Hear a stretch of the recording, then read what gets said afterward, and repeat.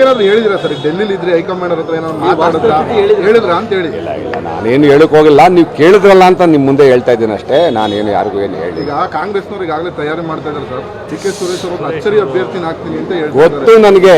ಅಚ್ಚರಿ ಅಭ್ಯರ್ಥಿ ಈಗ ಜೈಲ್ ಕಂಬಿ ಎಣಿಸ್ತಾ ಇದ್ದಾರೆ. ಅಚ್ಚರಿ ಅಭ್ಯರ್ಥಿ ಯಾರು ಅಂತ ಗೊತ್ತಿದೆ ನನಗೆ, ಯಾರನ್ನ ಹಾಕ್ಬೇಕು ಅಂತ. ಅವ್ರು ಯಾವುದೋ ಕೊಲೆ ಕೇಸ ಸಿಗಾಕೊಂಡು ಜೈಲ್ ಕಂಬಿ ಎಣಿಸ್ತಾ ಇದ್ದಾರೆ ಪಾಪ. ಅಚ್ಚರಿ ಅಭ್ಯರ್ಥಿನೇ ಬರಲಿ, ಇನ್ಯಾರಾದ್ರೂ ಬರಲಿ, ಚುನಾವಣೆಗೆ ಎರಡು ಪಕ್ಷದವರು ಸಿದ್ಧವಾಗಿದ್ದೀವಿ, ಚುನಾವಣೆ ಮಾಡ್ತೀವಿ. ನೀವೇನೋ ಜೆಡಿಎಸ್ ಅಭ್ಯರ್ಥಿ ಆಗ್ತಾರೆ ಅನ್ನುವಂಥದ್ದು ಸುದ್ದಿ ಇದೆ ಅನ್ಕೊಂಡದಿಂದ.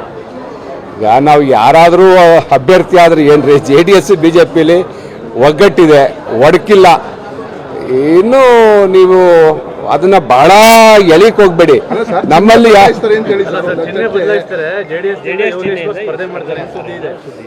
ಆ ಥರ ಏನು ನನಗೇನು ಯಾವುದೂ ಸುದ್ದಿ ಬಂದಿಲ್ಲಪ್ಪ. ನಿಮ್ಗೆ ಯಾವ ಮೂಲದಿಂದ ಸುದ್ದಿ ಬಂತೋ ಗೊತ್ತಿಲ್ಲ, ನನಗೆ ಯಾವುದೋ ಸುದ್ದಿ ಬಂದಿಲ್ಲ. ನೋಡೋಣ, ಇನ್ನೂ ಟೈಮ್ ಇದೆಯಲ್ಲ. ಯಾಕೆ ನಮ್ಮನ್ನು ಇಷ್ಟೊಂದು ಸಿಗ್ತೀರಿ? ಇನ್ನೂ ಕಾಯಿ ಹಣ್ಣಾಗಲಿಲ್ಲ, ಕಾಲಾವಕಾಶ ಕೊಡಿ. ಈಗ ಮಾನ್ಯ ಮಾಜಿ ಸಂಸದರು ಅಚ್ಚರಿ ಅಭ್ಯರ್ಥಿ ಅಂತ ಹೇಳ್ತಾ ಇದ್ರಲ್ಲ, ಅವರು ಈಗ ಒಬ್ಬರು ಈಗ ಮರ್ಡರ್ ಕೇಸ ಸಿಗಾಕೊಂಡಿದ್ದಾರೆ. ಅವರೇ ಅಚ್ಚರಿ ಅಭ್ಯರ್ಥಿ ಮಾಡಬೇಕು ಅಂತ ಅವ್ರು ಇದ್ರು. ಹಾಗಾಗಿ ಅದು ಆಗಲ್ಲ. ಈಗ ಬಹುಶಃ ಇನ್ನೊಬ್ರು ಯಾರು ಹೊಸ ಅಚ್ಚರಿ ಅಭ್ಯರ್ಥಿ ಅವ್ರು ಹುಡುಕ್ಬೋದು, ನೋಡೋಣ. ಯಾರೋ ಗೊತ್ತಿಲ್ಲ ರೀ, ನೀವೇನು ನೋಡ್ಕೊಡ್ರಿ.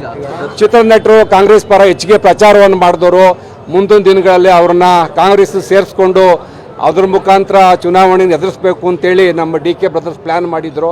ಅವರು ಯಾರು ಅಂತ ಇದು ಊಹೆಗೆ ನೀವೇ ಮಾಡ್ಕೊಳ್ಳಿ. ಸಾಕು, ಇಷ್ಟು ಕಂಟೆಂಟ್ ಸಾಕು.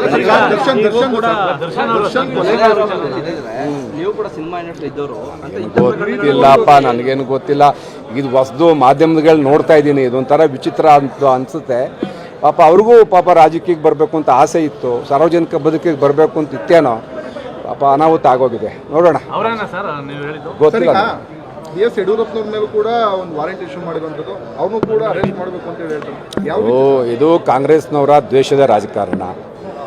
ಅದು ಭಾಳ ಮುಗಿದೋದಂಥ ಕತೆ. ಯಡಿಯೂರಪ್ಪನವರ ಇದು ಅನಾವಶ್ಯಕವಾಗಿ ಅವ್ರನ್ನ ಈಗ ಟಾರ್ಗೆಟ್ ಮಾಡ್ತಾ ಇದ್ದಾರೆ.